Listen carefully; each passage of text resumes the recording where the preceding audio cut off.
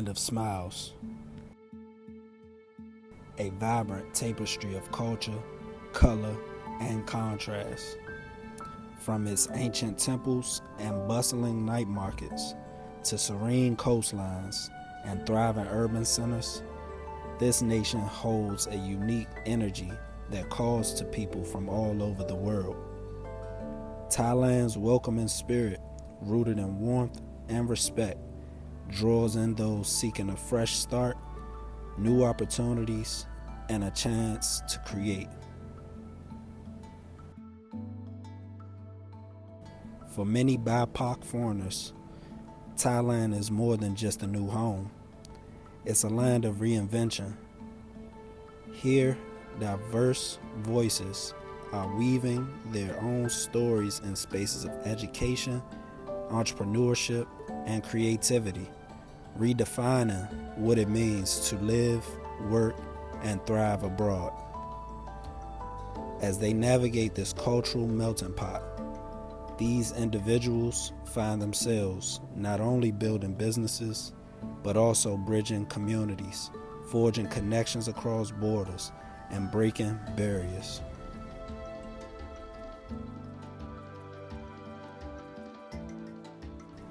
Through their journeys, they embody resilience, ambition, and the power of cultural exchange.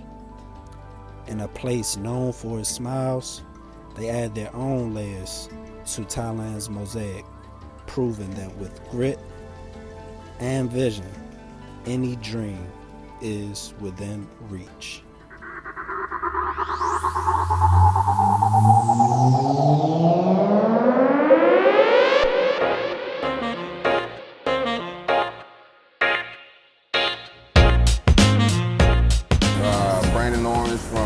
Born in Cali, raised in Mississippi. I'm the owner of 𝐋𝐞𝐚𝐫𝐧 Lounge, the whole 𝐋𝐞𝐚𝐭 Lounge concept, 𝐋𝐞𝐚 Lounge Cafe, 𝐋𝐞𝐚 Lounge and Bar. It's been open probably about a year, a little bit over a year and a half. They're pretty much next door to each other. The lounge and cafe's at the other end on one corner, we're on Riviera, 2nd Road, John Tim. We wanted to create a whole luxury feel. The black and gold is gold represent luxury, so that's kind of how we wanted to do it, and just to make it to where everybody loves luxury, every nationality, every culture. So with that being said, that's what makes it more inviting, because you're supposed to have a great product. You should have a great product, and if you can package it well, it's even better. The lounge and cafe serves breakfast and brunch.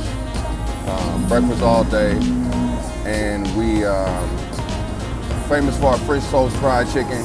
You know, we got shrimp and grits, things like that. But the lounge and bar, we have a little bit more dinner items, which is steaks and pastas and mashed potatoes.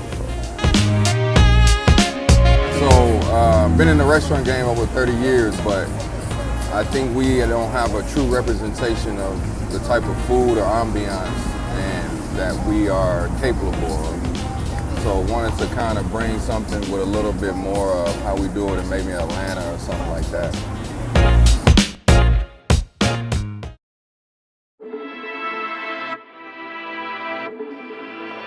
Just a kid from Mississippi that made a way out of no way, man. That's the best way I can put it.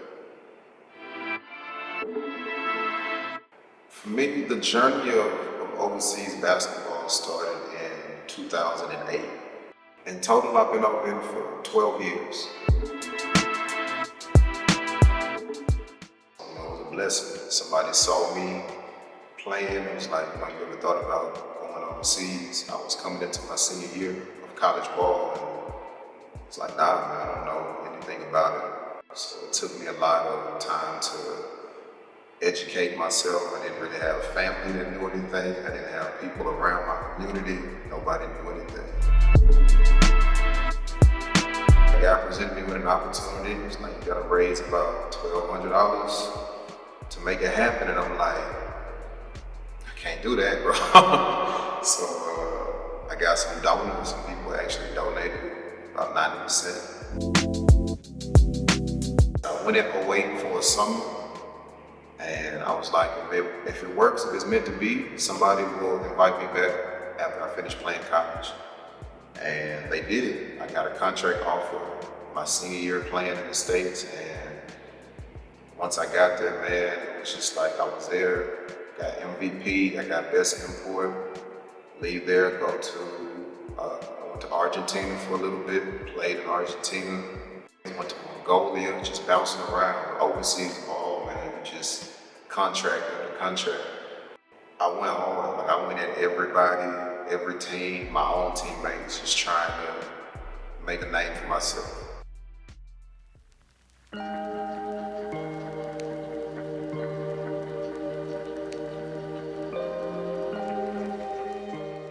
My name is Will Hardy. I'm from the United States, Washington State. So yeah, I've been all over though, as far as living in the States, East Coast, West Coast, down South. So yeah, I've been around.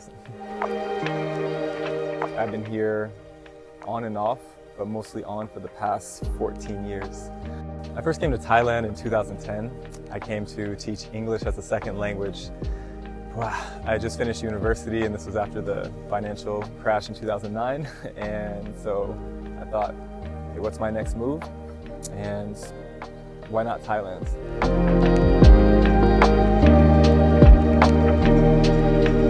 It was kind of random. I had an ex-girlfriend who came here to travel, did a backpacking trip, and she said, man, Thailand's amazing. Maybe I'm gonna go teach English there.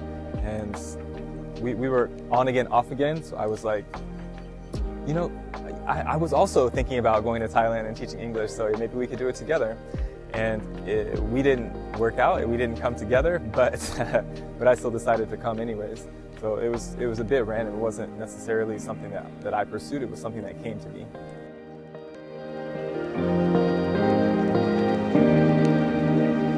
After 2 years as an English teacher, I did some traveling. I lived in Australia for a year, and then when I felt ready to stop traveling and set roots somewhere, Thailand was the place that felt most like home to me. So that's why I came back here and decided to set up this business. The name 𝐕𝐢𝐝𝒔𝒕𝒂𝒎𝒑𝒔 means the garden of mindfulness. I had a few names that I was interested in, and I put them out to my close group of advisors, and this is the one that we settled on. What I love about this name is it's right there in the title. It's right there in our name. It gives you a clue of when you're here, we're going to do things a little differently. We have a chance to step outside of our normal everyday life and to practice mindfulness in the way that we do yoga, in the way that we eat our meals, in the way that we interact with each other day to day. And my hope is that we can take these tools that we develop here back to our daily lives back at home and have that impact not only on ourselves, but those around us as well.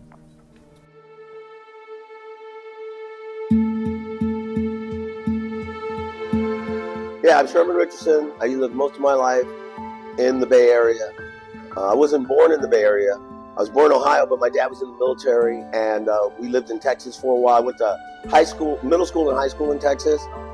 I joined the military for 4 years, lived on the West Coast and lived in Hawaii, and then I settled in the Bay Area for like 22 years. And so that's the longest place I ever lived because I'm a military brat. So I consider that my home.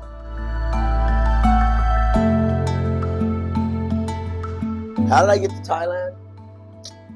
I was working in the Middle East, and I had a vacation, and I didn't know where to go. I didn't want to go back to the States, and I met this a Vietnam veteran. Old guy. He said, you should go to Thailand. That's just how his voice sounded. You go to Thailand. Thailand's where I went for my R&R. I said, Thailand? Wow. Yeah, I said, you know what? I've never been there. I eat Thai food. That's what I said. I eat Thai food. Maybe I should. And so I booked a vacation, my first time in Southeast Asia. I went to Vietnam for 4 days because I wanted to eat pho noodle soup in Vietnam. And then I came to Thailand. And then I went to Phuket. And this is 2004, April 2004. And I just came here and the people were so nice. Prices were so inexpensive. The beaches were beautiful. Everything was just so wonderful. I just got hooked. Medical care, I came here, also got a full medical checkup. Everything was just perfect. So I just started coming back. You know, and I enjoyed it. I brought some friends back. They're all married to Thai girls now. I swear they are. 8 out of the 10 dudes who came here with me, dude, they're probably married to Thai girls. Some have kids. I'm like, I'm just not settling down Thai police right now. So that's how I came to Thailand. 2004 of April, recommended by a Vietnam veteran. It's so funny. He said, well, if you see a girl named Susie out there, tell her. I said, I'm like, I'm sure she's gone. I don't think she's there.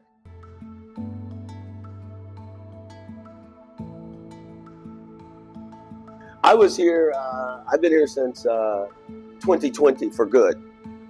I came here because of the pandemic. I saw the numbers rising in America on March 18th, 2020.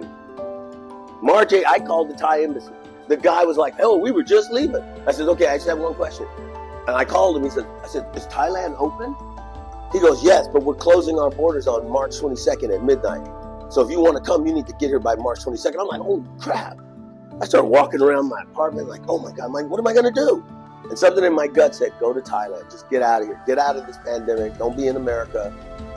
Just go. Something just told me to leave. So I jumped on a plane. That was March 18th in the afternoon.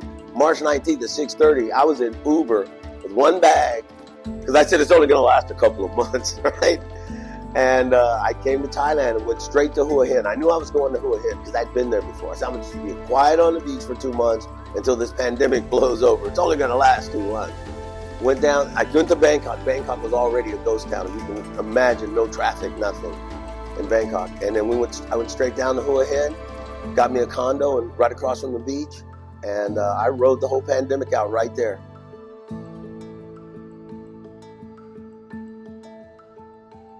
Lived in Oakland, Berkeley, and in San Francisco. Loved it. Always surrounded by Asian people. But I never thought once, the whole time, that I would be going to Asia, ever. That's kind of says something about, I don't know, our education system, or maybe it says something about me.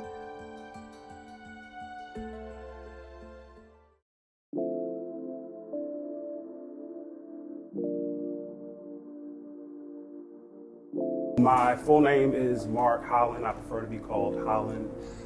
After serving 10 years in the military, that's what I'm just used to. I am originally from South Jersey. That's closer to like Atlantic City, but I've lived in New York. I've lived in Philly. I'm coming to Thailand from Atlanta, so I've been around. So I was in the Army for 10 years, and 10 years was all I got for that. So, I ETS out, which is pretty much when you're eligible to get out of the military after your contract has expired, and we decided to make some moves from there. So no, I've never visited Thailand or anywhere on the Asian map. But what brought me to Thailand was, I did 10 years in the service, and after the deployment, and I came back, I kind of really wasn't feeling the vibe anymore. My contract was coming up, and I had kind of been toggling back and forth with the idea of moving. Originally, it was supposed to be Portugal. I was thinking Portugal. Then it was Bali. At times, I think about Belize. But I decided to move to Thailand after my contract was up, and I just kind of wanted to go somewhere where the people were happier, and of course the price was a lot better. So for me, my income primarily comes from, I am retired military, so military treats me good. I am also in school for my master's, which, again, shout out to the military, because they are paying for that as well, and they do provide me with an additional stipend for that as well, in real estate. So I am renting out my townhome back in Atlanta, and I'm doing pretty well in that aspect. As you can see, Holland on the Horizon is my YouTube channel. It is a smaller YouTube channel. We are slowly building, and I'm very thankful for that. Pretty much on my YouTube channel, it is more so like lifestyle. I like to equate it to being soul food. It's very comfortable. The majority of my content at the moment is from Thailand based, but I talk about a number of different things, and if you want to get to know me a little bit better, hit me up. Pattaya is a city in Thailand known for its beaches and nightlife. Walking Street, the most famous of Pattaya, is known for its lively atmosphere, and the street is filled with music and lights, creating a festive vibe. The reason I'm living in Pattaya and not Bangkok is I was living in Bangkok for like a year and a half. I lived first when when I first came here during the pandemic. It was Hua Hin from April to August. Loved it. But I said, okay, Hua Hin's a little too slow for me, right? I said, so I went to Bangkok. I lived in Bangkok for about a year and a half. I got together with some improv people. We were doing improv shows up in Bangkok at the Comedy Club Bangkok. Golly, twice a month or once a month. So I was doing my improv there. So I was living in Bangkok, loving the city life, you know. I lived in the hood down on Sukhumvit 107, very, right? And I loved it. But then I came here for a vacation. I said, oh, I like this open sky. I kind of like the beach vibe. So I decided to move down here. And a friend of mine who did improv with me in Bangkok, Sheldon, we decided to start our own company down here. And our company's called 𝐓𝐡𝐢𝐬, comedy improv Pattaya troupe. Up to you, because our show is really up to the audience. We always asking the audience for ideas. So the show is up to you, and our motto is let's make theater together. So when we have a theater show, the whole audience and us, we create the evening together. There's one right there. We're connecting right now. Spider-Man shit. Fucking. I said, you really me. When I first came here on the right when the pandemic started, I used Airbnb, and then I went to Bangkok. Now I'd visited Bangkok before, and I knew some improv people. So there was an improv person who had an apartment for rent, and so I just rented from them. 8,000 baht, my own one bedroom. 7,000 baht's about $202. Okay, it's about 200. I paid $202 for my studio. It's an old studio, furniture's old, but it's on the 13th floor. I got a view. I can see Pattaya. Look out this way. I can see Jomtien Beach. I can even see that island out there. But that, you know, some people are living larger than that. I know some people, they're living like there's a king of some place. You know, they created their own country with some of the places they're living in. You know, I'm a king. There's some people paying like 30,000 baht, 17,000 baht. You know, I mean, that's okay. I'm kind of a vagabond. I don't need a lot. I just need a big room, kitchen, refrigerator. My room, I have my own bathroom, of course, hot shower, kitchen. I can cook. Big giant refrigerator. What do you call it? A balcony, a big bed, couch. You know, armoire, whatever you call it, put my clothes in. It's good enough. It's good enough. It's big enough for me. It's perfect. But I think other people, they use agents. Sheldon, the guy who I started my 𝐓𝐡𝐢𝐬 improv group with, he lived in 𝐕𝐢𝐝 1. He said, why don't you check this out? So I just went right to the juristic person. I think I'm saying that right. Juristic person, the manager. I said, hey, you got a room to rent? They go, yeah, come on up. And they showed me a few rooms. I felt the one that felt good. I just got that one. I said, okay, I'll take this one. That's how easy it was for me. For the accommodations, let's get this clear. For accommodations are very easy to acquire. Usually they are looking for more so about a year's time frame. You know, we're able to get a 2-month visa, but now with the things changing, people now have to find a way that they're going to be able to meet that 1-year requirement. Anybody coming here for more than a month and you're staying like someplace and you want a beachhead, go to these condos, especially the older ones, and say, hey, do you guys have a room for rent? And they'll say, yeah, we do. And they'll show you some rooms and you'll get them for a lot cheaper than you would get paying a hotel room, 1,000 baht a day. I was able to get my apartment in less than a week. My agent, with the majority of the agents, they will assist you because they know that you aren't a native Thai speaker. So they'll help you get your electricity bill or the water, they'll get all it. Mine was helping me with the cable and the cell phone bill. So they definitely will assist. So regarding the accommodations and getting everything squared away, it wasn't hard at all. Man, the malls here are incredible. And you haven't seen the ones in Bangkok, Siam, and Central World. You get lost in those malls. You will get lost. These here, okay. Terminal 21, you're getting a taste of. If you've been to Terminal 21, that mall is like each floor is from a country. So if you go to Terminal 21, you got to go each floor just kind of see how it is and walk into each bathroom. because each bathroom has the motif. It's great. And I'm going to say this, and I don't care what anybody says. Look at the toilets. It's all the toilets in Terminal 21 are the push-button Japanese toilets. Dude, I mean, I'm like, these people are so far ahead of us. You go to American Mall, no offense, but man, the food is bad. Thai, people actually go to the mall to eat because they're a restaurant. They have a floor restaurant. They have food courts, everything. These malls make American malls look like nothing, like street vendors. The shopping out here, I'll touch on it from two different aspects, right? So I am a little bit taller. So in knowing that there was a possibility I was not going to be able to find my size, I did overcompensate by packing more. So I don't necessarily need as much clothes, but I mean, even if you're walking down the street, you'll see somebody who's selling shorts for a couple of dollars. You know, the big thing, you see everybody with those elephant print pants on. So, you know, you get your pieces here and there. Of course, Thailand, or, you know, majority of Asia has a big market for knockoffs. So, you know, there's Louis Vuitton bags here, and there's Prada and all that. So, I mean, hey, listen, when in Rome, do as the Romans. So I'll leave it at that regarding the fashion. I can't find a stick of degree clean to save my life. So I've just been trying different deodorants. Hopefully they've been holding up. I mean, it's not like anybody has told me otherwise. But I mean, things that I would say are like your go-tos, everyday items. Like for instance, sunscreen is a big one because the sunscreen that they sell here has lightning in it, like lightning cream.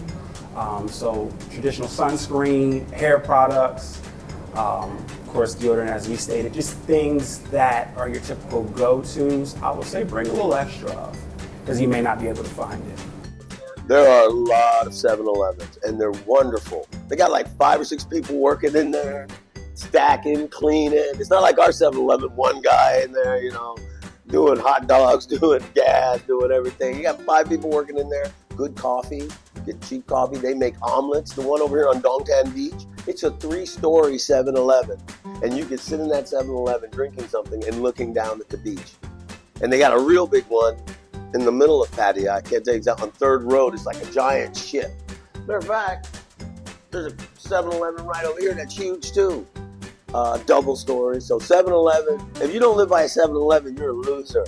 Okay? For foods, the night markets, I mean, you can get cheap food, always lots of entertainment. I mean, drinks, and I mean, in some of the smoothies that they have, 30, 40 baht, you can't beat it. We'll have some like oxtails on Saturdays. You know, at this location we'll have some barbecue on Sundays. So just different. We'll change the menu up throughout the year as far as on the weekends or, you know, weekday specials. But the standard menu is going to stay the same.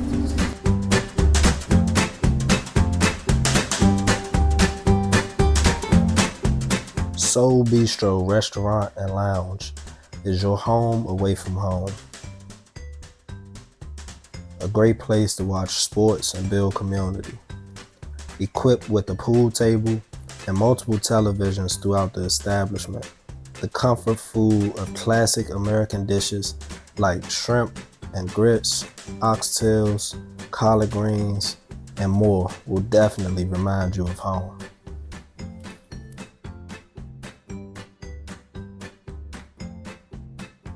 So prior to even being here, I love Thai food, but I am pescatarian. So sometimes when eating local, I have to keep asking the same questions, like does this have pork or beef or, you know, moo, cow? Because I did have an experience where it was explained to me that it was like a fish patty and it was actually pork. So I will spare you the details, but let's just say it didn't work out that well for me. But what I will say about Thailand as a whole is it is very accommodating to people who have different, appetites. Like if you're pescatarian or vegetarian, they do some amazing things with tofu, but you just have to make sure that prior to you putting it into your mouth, that you know exactly what's in it. And also, you know that the food tends to be a little bit spicier than we're used to. The cuisine that we serve here is all plant-based, 100%, and that's pretty normal to have vegetarian or plant-based here at a yoga retreat. And that, for me, again, connects back to the environmental impact that we're having with the food choices that we make. We're very fortunate here in Thailand. We have access to a wide range of different fresh fruits and vegetables. The vast majority of our food is grown, sourced from within a 2-hour radius of us. So we are able to get the freshest ingredients, organic ingredients, and we're also able to avoid the impacts of animal agriculture, which is a huge driver of climate change. That's not everybody's preferred diet, I get that. And when we're here, what we aim to do is not to convert anybody to any kind of worldview, but just to offer you an example of the different ways that we can eat that can still be delicious and nutritious at the same time.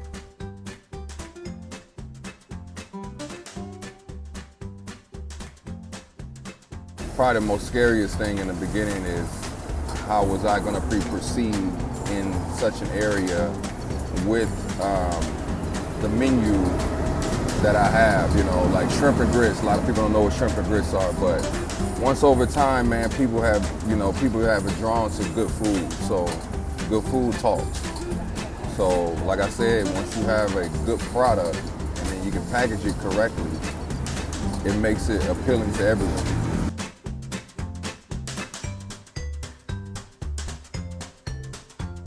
I'm not real active on social media. So even when I would have commercials and billboards and all kinds of stuff. I never really posted a lot of it. And so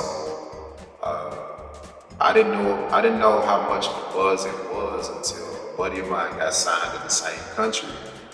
And I'm like, hey bro, hit me up when you leave the airport, let's get some food or whatever. And so he hit me when he got to the airport and got through immigration. I get a call back in like 10 minutes. I'm like, man, what is this, bro? I'm like, man, what's wrong? What's the problem? No, you know what the problem is. I'm leaving the airport, I see you on a billboard on the side of the road, and I'm like, man, I don't know nothing about no billboard. When you've been in that spotlight, you don't really care about it. Like when I became a professional ball player and I started doing all this stuff, I didn't care about the commercials, I didn't care about the endorsement. I'm just trying to hoop, man. Like that was it. But people would see it, and you gotta think, when you playing in these other countries, you're their version of the NBA. So they're literally seeing me on these commercials and these talk shows, and then they'll go see me at the grocery store, man, buying cereal, and it's, oh man, can we get your autograph? Can you sign this? And it just never stopped. Like, that was probably the point where I was like, oh, this is real. Like, this is really, like, really, really real. And it literally never stopped. When I first got here, I landed in Phuket and I was doing an English teacher training course down there. And my first impression was that these people are incredibly kind. They're so friendly and helpful. I remember I met some friends in Phuket town and I was staying on one of the beaches. And I thought, I don't even need a map. I'm just gonna drive somewhere in that direction and then ask for help. And that was my Google Maps for the first couple months that I was in Thailand. I said, I'm just gonna get in the neighborhood and then pull over, ask somebody, and they're gonna help me out. That was something I ended up taking for granted because people would be drawing maps. Sometimes people would like lead me on their scooter, I'd be behind on my scooter. So that was my first impression, was really falling in love with the kindness, the helpfulness, the gentleness of Thai people. I think the Thais are accepting of people as long as you don't act crazy and, be out of control and you just be normal, act like a normal, caring human being. I never felt like, oh my God, they're looking at me because I'm caramel or black or anything. I've never really felt that at all. Felt that more from expats. Even the black expats. I feel more comfortable here. Comfortable. You saw our crowd last night at the show. I knew everybody there. International crowd. I kind of like that. When I'm in the United States, I'm not running into people from New Zealand or England or Germany or China. all these other countries. It's just kind of stimulating for me, you know?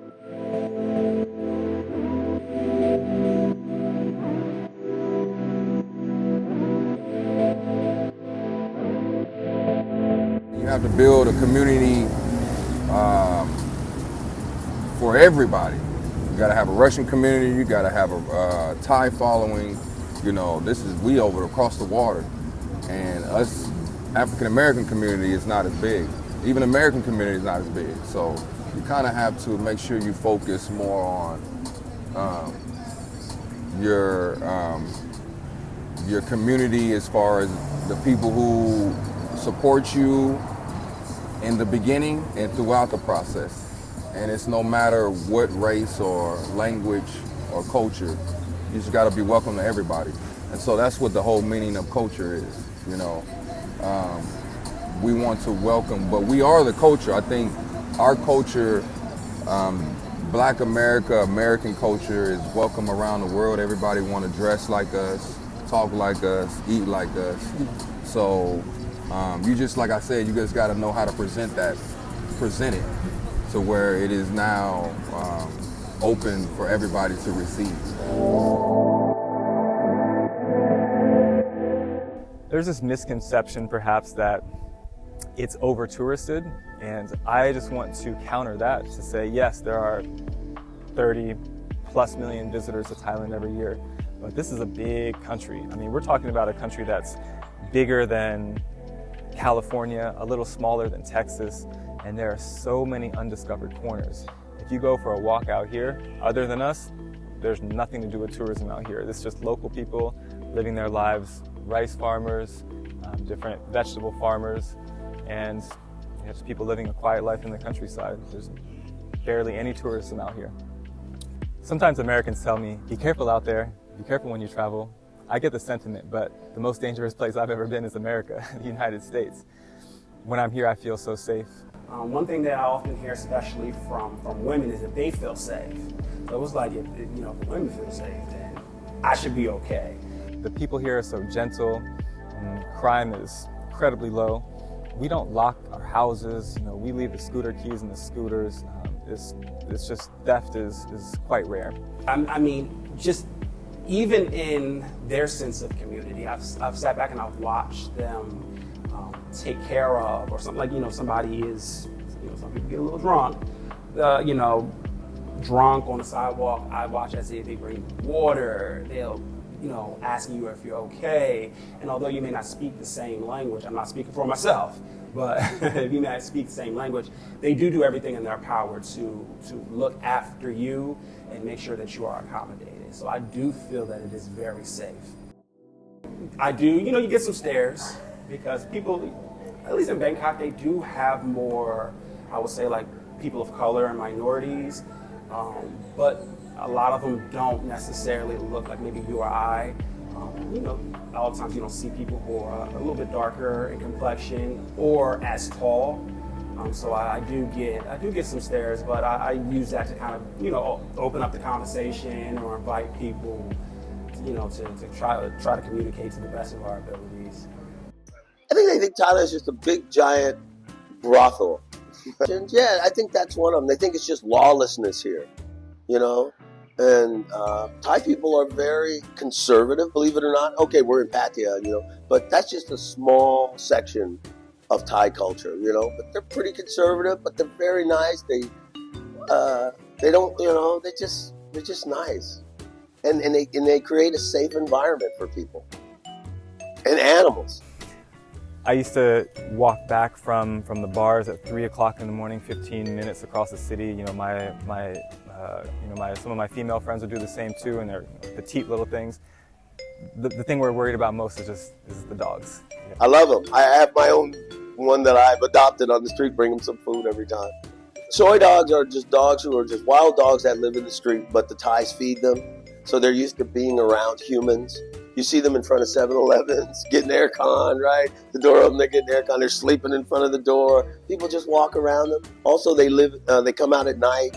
They live in the woods or in the bushes. And when they come out, they'll bark at you. But, if you just go, they'll just run back because, That's it. The dogs can be a bit scary.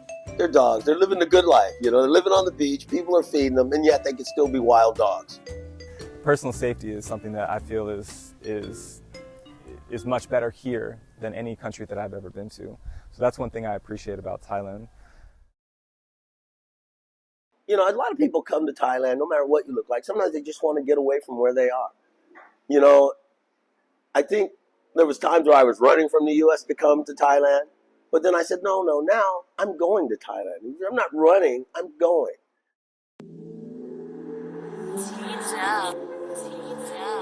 Man, like, I'm very, very different from most people. So this has been in the making for years. So I have an MBA, international business. So I'm always thinking about how I can grow myself, my brand, or somewhere else, you know, throughout the world. So most people just come over here and just think, you know, they finna play around for a minute, but nah, I came over here about business. To me, it's always difficult, you know, because you gotta have the capital, especially it depends on what type of business you want to start, you know, and how you want to present the business. So you gotta have the capital, then you gotta have the partnerships and the people you can trust and the whole team behind you. Even down to the staff, you gotta trust the staff. You know, gotta treat them almost like family. So it's a forever process of hard work. To be honest, this is our second space. The first space, we were definitely limited by financial constraints. We started with $40,000 in seed money. That was it, $40,000 to start a business. And so we had a small space, we were renting. The only option was bamboo. It's obviously very environmentally friendly, and it's, you see the structure that we're in here. It's, bamboo, and on the roof here is what's called elephant grass. So that'll last about 2 years. Quite an affordable building material and still used quite widely in some of the smaller villages around Thailand. Here in this space, as we migrated, I wanted to integrate even more of that environmentally conscious philosophy. Most of our structures here, if you can see this one behind me, they look relatively normal, but they're all made with adobe mud bricks. So that's a mix of clay and sand and rice husk, packed into bricks, dried in the sun, and then stacked up. So that building there has a very minimal environmental impact when we compare that to concrete blocks, something like that. All of the wood that you see here, 95% of it is recycled. It's secondhand. A lot of it is teak wood, which is a wonderful wood that is durable. It is nearly insect proof, and there's so much of it out there that is secondhand. There's villages out there in the countryside where 100 years ago anybody could go chop down teak trees in the forest and make a house. It wasn't such a luxury material as it is now. And so as people migrate from villages into the city, there's some houses that are just out there, they've been abandoned.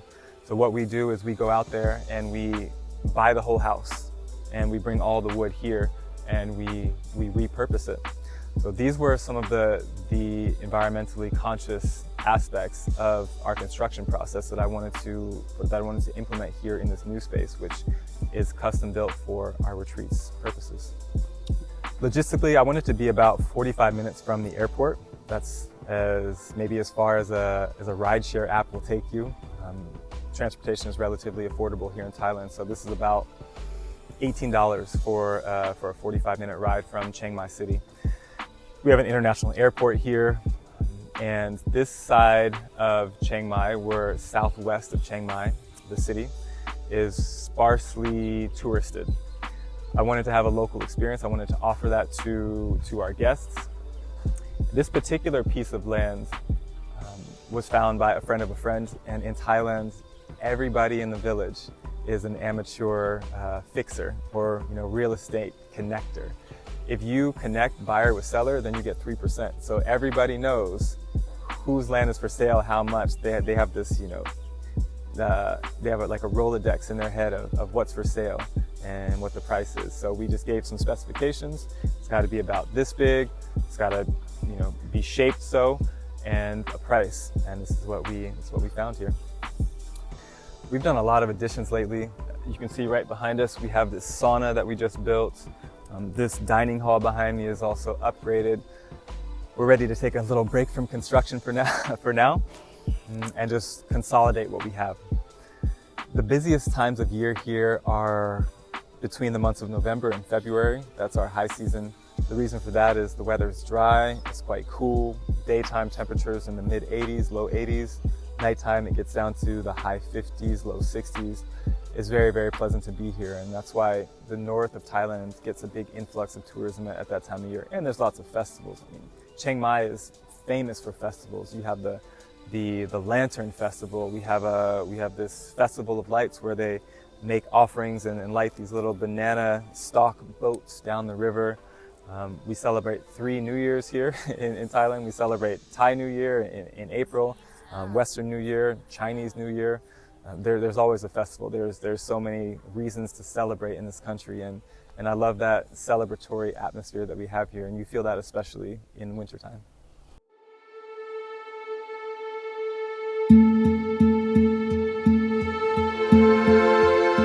When I originally told people I was moving, for those who truly knew me, it wasn't a shock, because I think that's my personality. If I say I'm going to do something, I'm going to do it.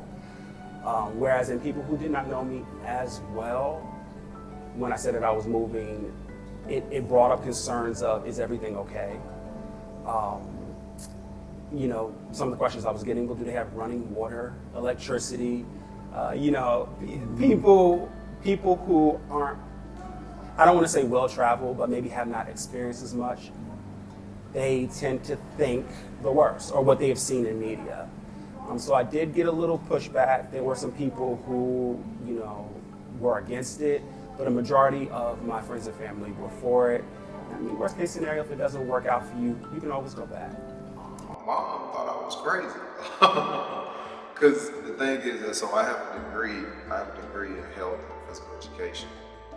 And so I had a job offer at this very, very, very high-ranked school. Like, there was a waiting list of people trying to get into this school. And they offered me a job. I did my student teaching.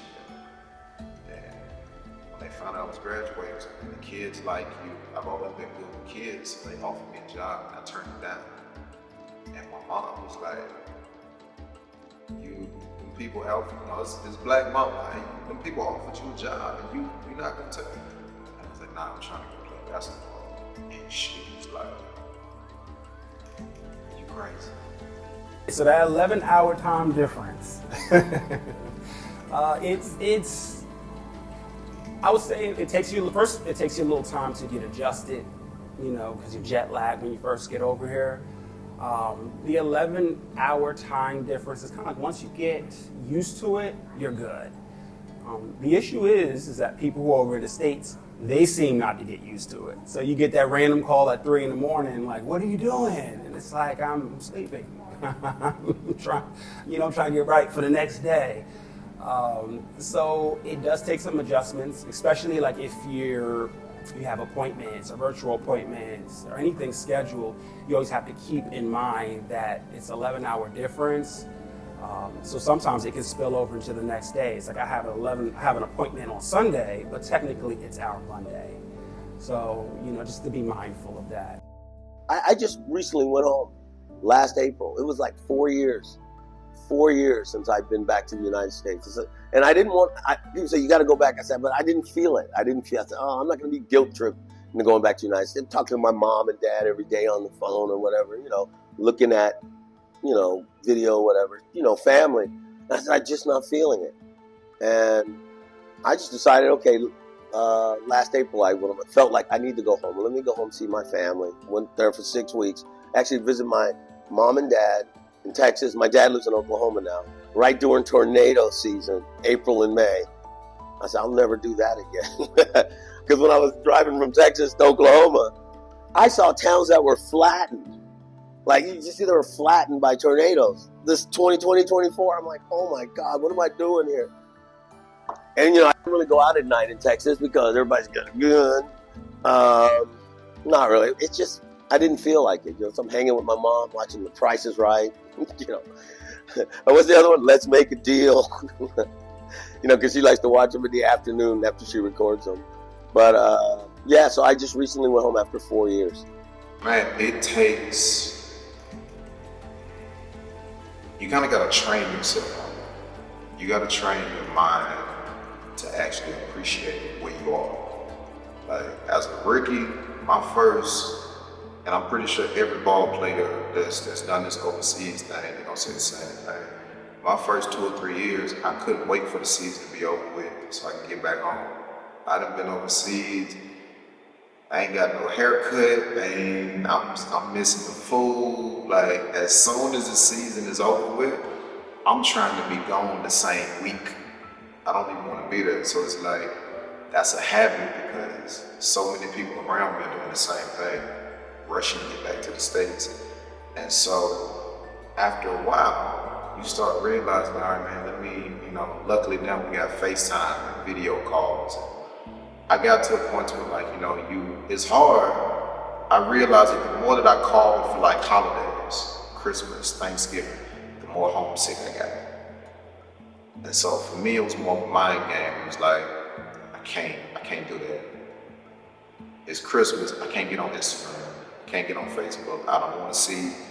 I can message the family, I'll talk to them, but in the beginning it's rough because you're new to it, you miss home, but eventually you just like everything else, man, how to adjust. And it's like, man, I can't have my body here physically and then mentally be back at the crib.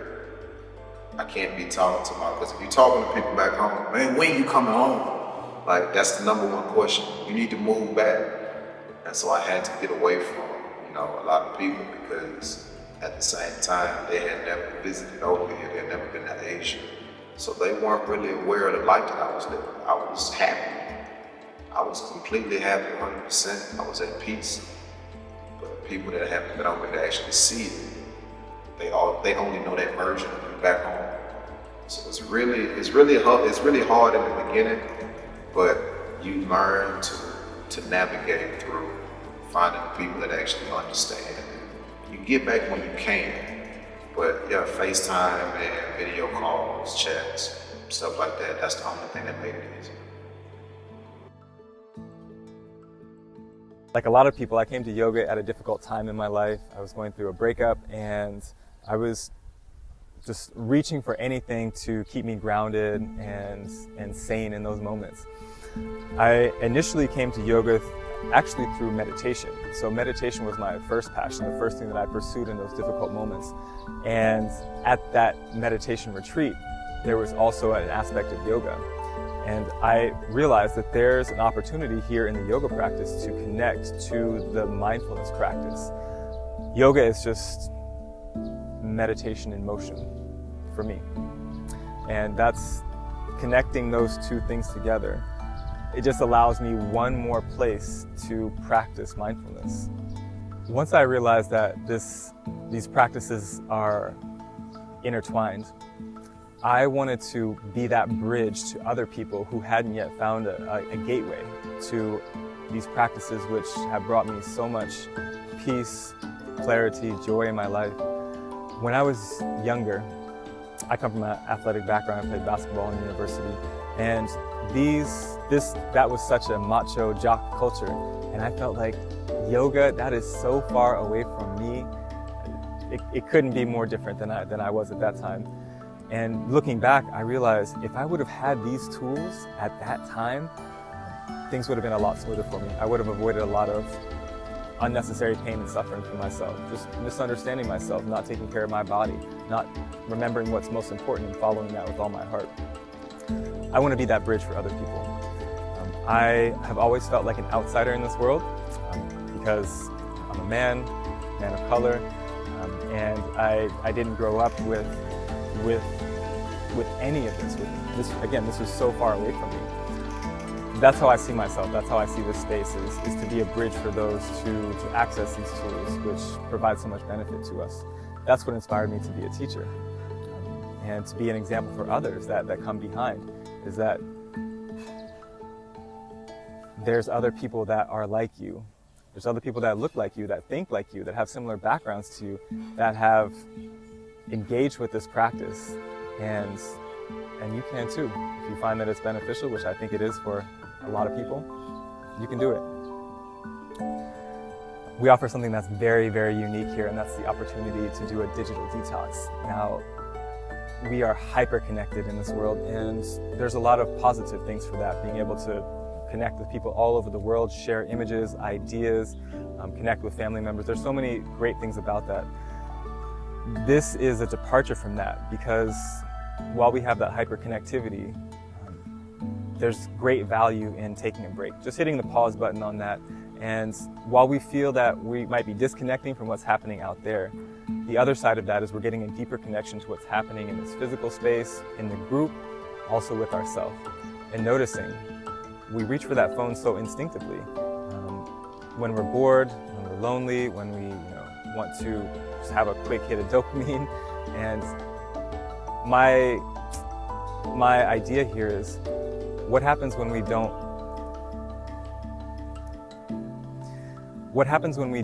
follow that urge?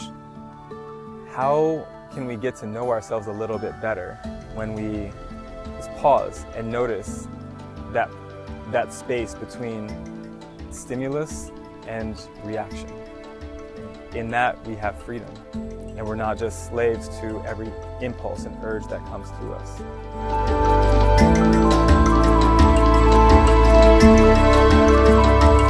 Adventures While Black is a team of melanated travelers dedicated to exploring the world and celebrating diverse cultures.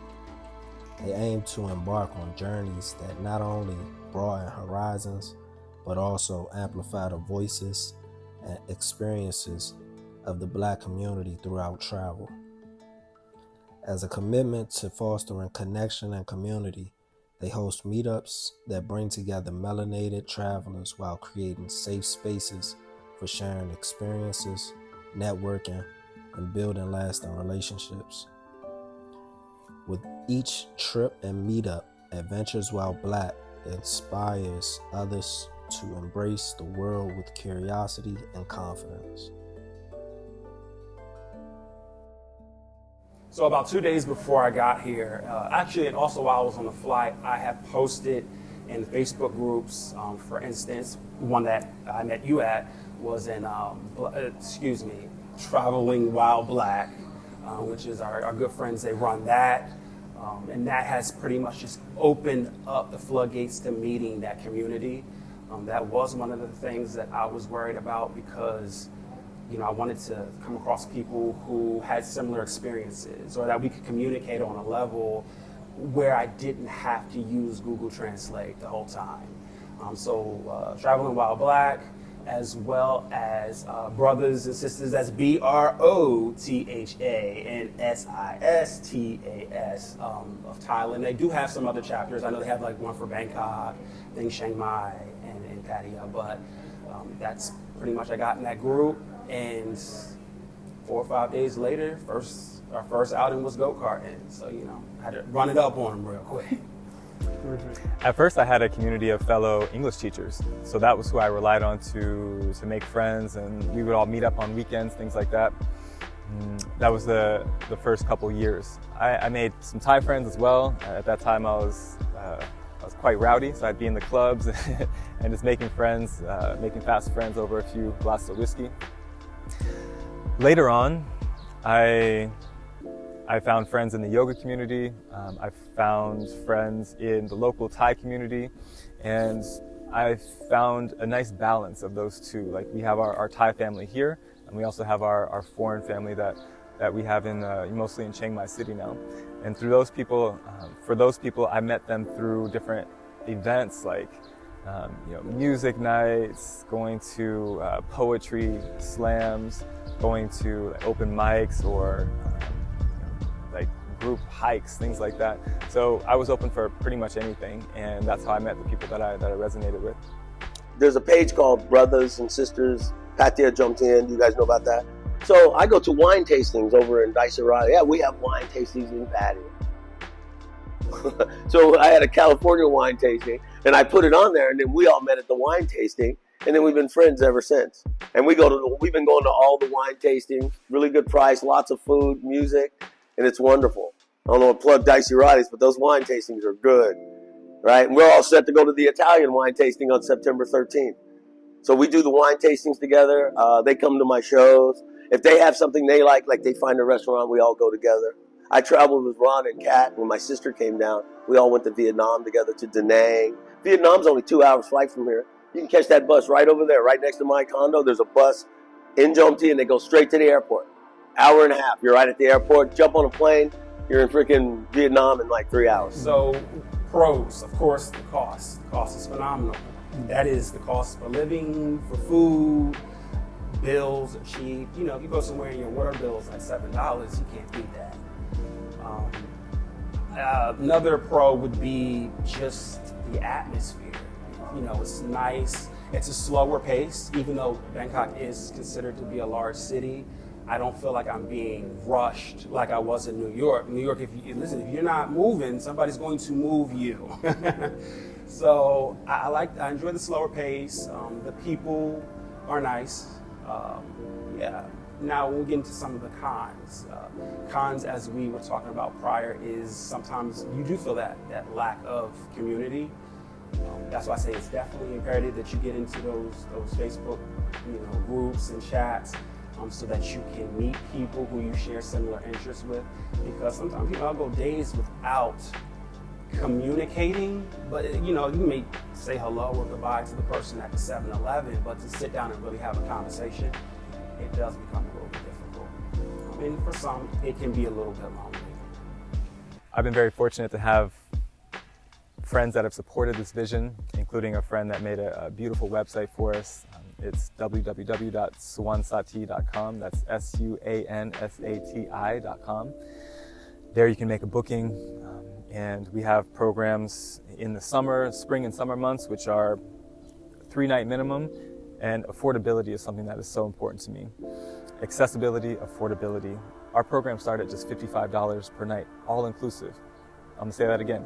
That's 3 meals a day, 2 yoga classes, 1 workshop per day, and the accommodation, starting at $55 a night. That's it, no catches. That program is available in the summer months from about May until the end of September. And from November until the end of February, we have 6-day, 5-night programs, and that's again all inclusive. Those are starting at about $300 for the entire thing. So for the cost of what you would pay for a retreat in the States, you can probably fly over here and get the retreat cheaper than you would back there. Head over to our website and you can see a little bit more about our space, about our program, and to make a booking to come visit us. We'll be doing the student visa or the education visa for learning the language. I did want to do Muay Thai, but the kids' insurance wasn't set up the way it needed to be. And so I decided to do the education visa. I'm doing that with AAA Language Center. So not Alcohol Anonymous, but it's a language center that's located here in Bangkok. So with my education visa, it does afford me the option to stay here till November of 2025. My plan is to kind of hop around a little bit. I want to go to Vietnam. Of course, I want to go to Tokyo. And just kind of get a better feel of areas around here to see if maybe that will be my next venture, or even if this is the place for me. So you'll see me hopping around.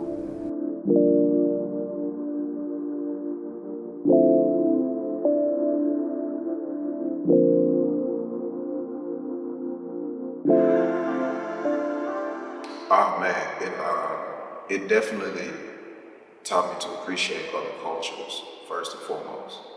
Like, we live in a world with all different kinds of people, and it's hard for a lot of people to get out of their comfort zone. And doing that kind of taught me that we can all be different, but it's still love anywhere you go.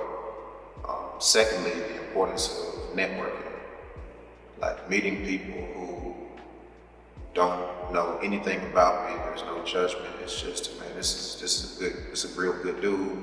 I want to do business with you. When you come to another country, just try to learn something about that country, you know, try to learn a little bit about the culture, learn a few words, you know, and meet other people. You know, travel to meet other people. You know, sure, there's some comfort food. There's culture, which is great. I haven't been to Soul Bistro, but I heard it was fantastic. I've been to 𝐋𝐞𝐚𝐭. The food's good there, too. But, you know, try some things. Try new stuff. You know, and don't, one thing, when you hang around, like say you travel somewhere, like I'm sure Richardson, hey, whatever, right? And I go to a Thai bar, or I'll see a cabaret ladyboy show or whatever. I'm checking this stuff out just to check it out. But some people will come here and they'll come with the American mindset, and they'll start judging people based on the American mindset. I know some people probably doesn't come to our show, maybe because, I don't know, because it's on Supertown Street, right, which is more the gay area in 𝐷𝐤𝐿. You know, but those people are nice. They give us a stage. They allow us to do our improv. And some people may not go on that street. Oh, I don't want to go on that street. I'm like, just, it's okay. Go, you know, just going on that street doesn't make you gay or anything like that. Learning a little Thai doesn't mean you don't want to be American or black, right? Walking around in lederhosen, which I do have a pair because I roll like that sometimes. You know, when I go to Munich, it doesn't mean that you don't enjoy being American, a descendant of enslaved Africans or African American or whatever we are now. My thing is, a lot of people have aspirations or inspirations to create something, no matter where it is. It don't have to be Thailand, it could be Japan or whatever. Man, you just gotta do it. You gotta put your own research in and put your own time. Make sure you have a great plan that you can follow, a team, and some capital to make it happen. And just make it happen. Yeah. So 2 things I would like to share to people, especially if you're watching this documentary. If you're waiting on a sign to make that move, this is your sign. Make the move. Make the move. I juggle back and forth between, is this for me? What will I do? And I mean, within reason. Don't come down here with $56 in your pocket and think it's going to work out. But take those necessary steps to put yourself in a position where you can move, or at least you can come visit. Because once you get over here and you experience the lifestyle, the culture, and the people, it shows you so much more about the world, but more importantly, more about yourself. So listen to me, make that move. Secondly, we all have done it. We watch the YouTube videos and we see how lavish it might be for some people. Just be realistic. Everything is in reason. I feel like a lot of YouTube channels tend to pander towards the idea that you can come down here and you're instantly going to be the man. And for some of these people, they're telling you a story, but they're not telling you the full story. So please, please, please be within reason. And if you're coming down here, experience the culture, just not solely one aspect of it. You're a human being first. Hang out, do stuff. Just try to learn. Yeah, we're human beings. And this planet, this is our world too. Wait a minute. I want to say it's so emotional. We're human beings. And this is our world too. Go see it.